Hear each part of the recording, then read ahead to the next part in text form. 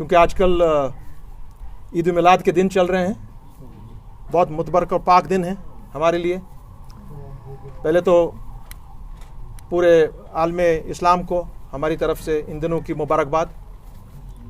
और मैं गुजारिश करता हूँ आपके थ्रू, आपकी चैनल्स के थ्रू, ऑनरेबल प्राइम मिनिस्टर से डायरेक्ट मुखातिब हूँ मैं, होम मिनिस्टर से, अपने लेफ्टिनेंट गवर्नर मनोज सिन्हा जी से, कि बराह करम जो आपने दरगाह हज़रत बल और हमारे जामिया मस्जिद वहाँ पे जुमा की नमाज़ों को अदा नहीं करने दिया जा रहा है। अच्छा ये रहेगा कि अगर हमको दिलों की दूरी को कम करना है, आज से ही, अभी से बराए मेहरबानी ये जो आपने ये ऑर्डर्स इशू किए हैं और ये हमारी दरगाहें और मसाजिद इस तरह से बंद हैं, इनको फिलफोर खोल दिया जाए, इमीडिएटली इन चीज़ों को खोला जाए।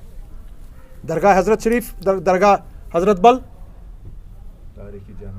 और उसके बाद तारीखी जामा मस्जिद, जहाँ पर हम सब नमाज पढ़ते हैं, सवाब हासिल करते हैं, इन जगहों को खोलना बहुत ही अशद ज़रूरी है जुम्मा के लिए। और जुम्मा के लिए खुसूसन। आप बाकी नमाजें अदा करने देते हैं, पढ़ने देते हैं, मगर एक जम्मू कश्मीर, खुसूसन कश्मीरी, उसके दिल में ये दर्द है कि मुझे जुमा की नमाज न तो दरगाह हज़रत बल में पढ़ने दी जा रही है, न जामा मस्जिद में पढ़ने दी जा रही है। हमें उम्मीद है, क्योंकि जैसे दरगाह है, मदीनुल सानी का दर्जा रखता है, मदीनुल सानी का दर्जा रखता है दरगाह शरीफ। अरे गरीब कश्मीरी के लिए सब कुछ है। इसलिए मेहरबानी करके आप इस फैसले को वापस लें और इन दरगाहों को खोल दिया जाए। एक दूसरी बात, आजकल चूंकि हमारे अजीज़म बिंद्रू साहब का कत्ल हुआ, उसके बाद हमारी बहन, सरदार बहन, उसका कत्ल हुआ, उसके साथ 2 और कश्मीरी पंडित बरादरों का कत्ल हुआ, मगर उसके साथ साथ 21 कश्मीरी हमारे मुसलमानों का भी कत्ल हुआ। और यहाँ का हर कोई घर, हर कोई जनो मर्द, यहाँ का बच्चा ऐसी एक्शंस के साथ उसने कभी ताल्लुक नहीं रखा अपना। हम सब बात करते हैं माइनॉरिटीज़ के कत्ल के बारे में, मगर हमारी मेजॉरिटी कम्युनिटीज़ हैं बाहर, उनको यहाँ पर जो मुस्लिम्स का कत्लेआम हो रहा है, उन पर भी बात करनी चाहिए। और मैं उम्मीद रखता हूँ, क्योंकि हम सब ने, सियासी जमातों ने, यहाँ के जितने भी सिविल सोसाइटीज़ हैं, उन सब ने इस चीज़ का ज़बरदस्त तरीके से मजम्मत की है। और हमने कोशिश, वो तमाम कोशिशें कामयाब नहीं होने दी हैं कि दोबारा हम, अल्लाह ना करे, 1990s की तरफ बढ़ें। कोशिश ये है कि ना हो।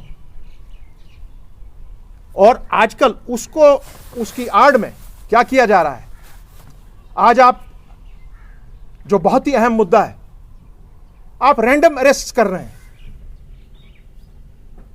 करीबन 1000 से ऊपर जो मेरी फिगर्स हमको बताई जा रही हैं, it is more than 1000 people, बच्चे हमारे, बुजुर्ग, जवान, उनको शक की बिना पर उठाया जा रहा है कि भाई ये शायद ये मुलव्वस हैं किसी न किसी तरीके से मिलिटेंसी में। मेरा सवाल ऑनरेबल प्राइम मिनिस्टर से यही है, होम मिनिस्टर से है, डायरेक्टर जनरल पुलिस से है, हमारे लेफ्टिनेंट गवर्नर मनोज सिन्हा जी से है, कि अगर आप लोगों को मालूम है, आपके पास इंटेलिजेंस इनपुट है कि ये 1000, 1500, 2000 यहाँ के नौजवान, बच्चे, बुजुर्ग किसी तरीके से मिलिटेंसी में शामिल हैं, so what were you doing till now? आप लोग क्यों खड़े हो गए हैं आज जब हमारे भाई बिंद्रू का कत्ल हुआ, हमारी सरदार बहन का कत्ल हुआ, हमारे 21 मुसलमान बच्चे, हमारे यहाँ के बड़ों का कत्ल हुआ, पुलिस के ऑफिसरान का कत्ल हुआ? आप आज क्यों खड़े हो गए? अभी तक कहां थे आप? यह चीज सही नहीं है। देखिए, कश्मीर के नागरिक को कोई दुश्मनी नहीं है हिंदुस्तान के साथ, कोई प्रॉब्लम नहीं है वहां के लोगों के साथ। अगर कश्मीर के नागरिक को कोई प्रॉब्लम है या रही है, वो रही है मरकजी सरकारों के साथ, उनकी पॉलिसीज के साथ, not with the people of this country. और बिलखुसूस आज जो पॉलिसीज बदकिस्मती से हमारी बीजेपी की सरकार यहां पर अपना रही है, वो गलत पॉलिसीज हैं। जोर जबरदस्ती, टफ एक्शंस, मारदाड़, लोगों को गाड़ियों में से उतारना, एट रैंडम फ्रिस्किंग, ठीक है, सिक्योरिटी एस्टैब्लिशमेंट के लिए यह सब करना जरूरी है, मगर there has to be a limit. आपको एक लिमिट रखना पड़ेगा। इससे क्या होता है? इससे आप पूरी एलिनेशन कर रहे हैं एक कश्मीरी की with the governments of India, not with the people of India. ये प्लीज नोट किया जाए, इस चीज को रोकना है।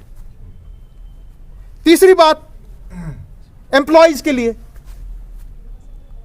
उनको 28 साल का और 48 इयर्स का जो आपने ये बनाया है रेशो, क्या आपको डेडवुड करार दिया जा सकता है? कोई भी डीसी, कोई भी एसपी, कोई भी एसडीएम, कोई भी तहसीलदार, एक आदमी को जो 48 इयर्स में वो अपने अब रिटायरमेंट के बारे में सोचने लगता है, उसको आप कहते हो कि आप डेडवुड हो गए। अरे भाई, जो आप लोग एम्प्लॉयज को डेडवुड इशू सर्टिफिकेट कर रहे हैं, क्या मैं आपको यह कह सकता हूं कि हमारे सामने में तो जो आप ये डेडवुड सर्टिफिकेट इशू करने वाले लोग हैं, maximum of you are yourselves deadwood. आप किस तरह कर रहे हैं ये? और इससे क्या होता है? इससे डिप्रेशन आया है आज हमारे निजाम में। इससे क्या होता है? आज यही एम्प्लॉय वो काम नहीं कर पा रहा है। इससे क्या होता है? आज आपने इससे करप्शन के दरवाजे खोल दिए हैं और ये बंदा अपना कोई भी काम नहीं कर सकता है। और मैंने सुना है कि शायद कुछ ही दिनों में हमारी यहां की सरकार एक ऑर्डर निकालने जा रही है, जिससे यह जाहिर होता है कि जितनी भी ट्रेड यूनियन एक्टिविटीज हैं, all trade unions will be banned. Trade unionism is the basic concept of our system. Banned they will be banned. आप ट्रेड यूनियन नहीं कर सकते, चला सकते हैं यहां पर। यह गलत बात है। हिंदुस्तान में कहीं है नहीं है बगैर जम्मू कश्मीर की रियासत में, ऐसे अपने यूटी में इस वक्त ये जो कार्रवाई आप करने जा रहे हैं, दिस इज नॉट डन।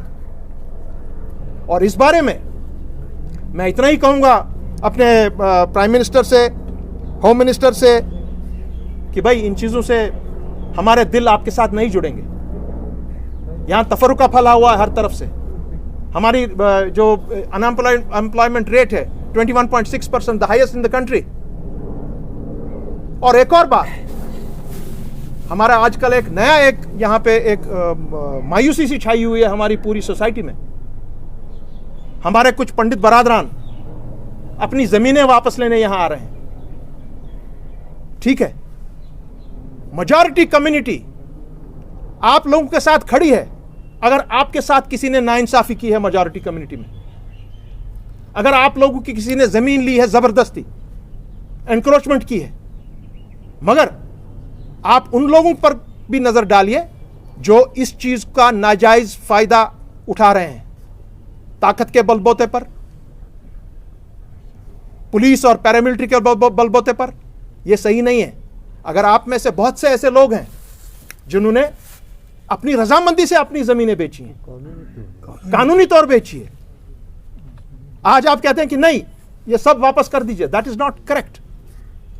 सो आप में कुछ लोग हैं, there are some black sheep in your community, जिस तरह हमारी कम्युनिटी में ब्लैक शीप हो सकते हैं।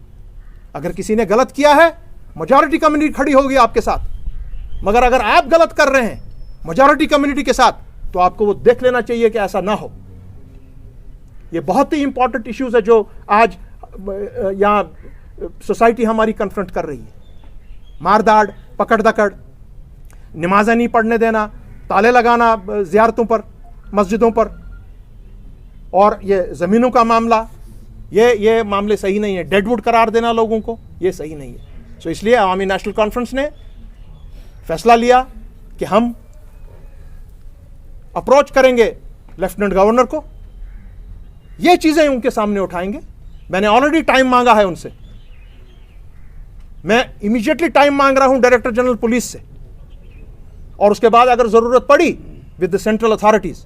और साथ साथ चूंकि हम Awami National Conference is a part and parcel of People's Alliance of Gupkar declaration, वैसे तो एक एग्जीक्यूटिव मेंबर उनके, मैं उनसे भी गुजारिश करता हूं कि हम जो इंडिविजुअली ये मामलात उठा रहे हैं, इंडिविजुअल पार्टीज के ये मामलात उठा रहे हैं, हमको कलेक्टिवली ये मामलात सेंट्रल गवर्नमेंट और यहां की स्टेट के साथ उठाने पड़ेंगे, सो दैट इन चीजों की तलाफी हो।